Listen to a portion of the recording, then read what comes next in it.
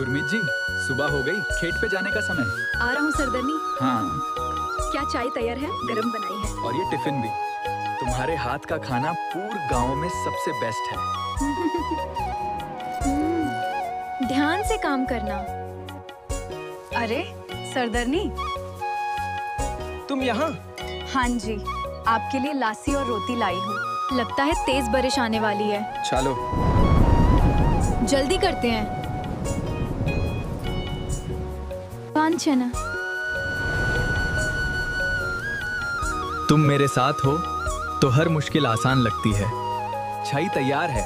पकोड़े कैसे बने हैं? बिल्कुल तुम्हारी तरह स्वादिष्ट। बारिश में और भी मजा आ रहा है।